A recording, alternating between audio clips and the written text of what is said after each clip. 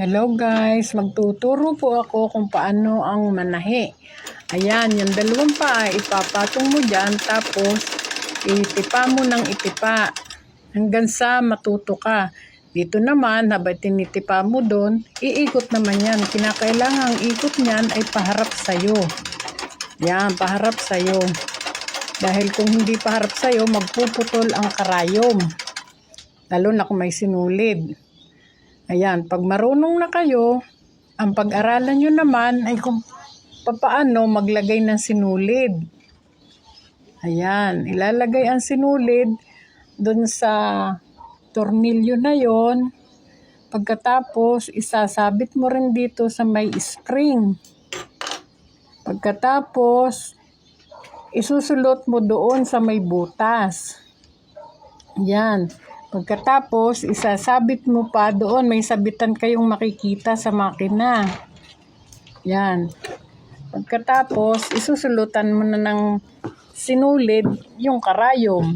O, ayan nga pala yung bobbin. Ilalagay niyo yung bobbin sa bobbin case. Yan.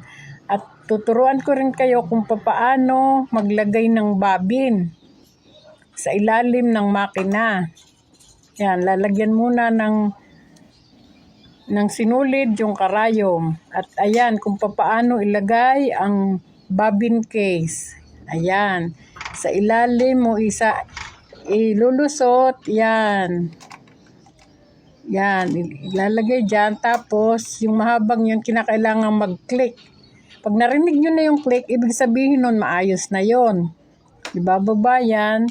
Pagkatapos, pag naibaba yan, kinakailangang ayusin mo yung sinulid para pag manahi ka, maayos na. Ayan, yung kumbaga kinakaon yung sinulid sa ilalim. Yan, pareho na yan. Yun, yung hinigit kong yun, ayun yung galing sa ilalim.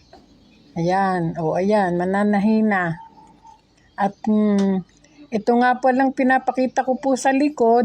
Iyan po yung paa niya. Freezer foot. Ibinaba ko po siya. Kasi ayun po, babataas po yung nasa likod para sa pambaba, pabataas.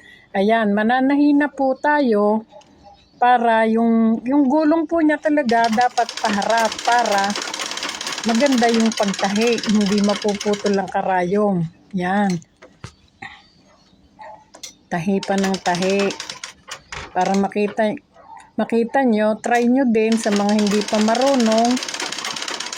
At pag yun na pag-aralan nyo, nako, yung mga sirasirang damit na medyo natastas, pwede nyo nang tahiin.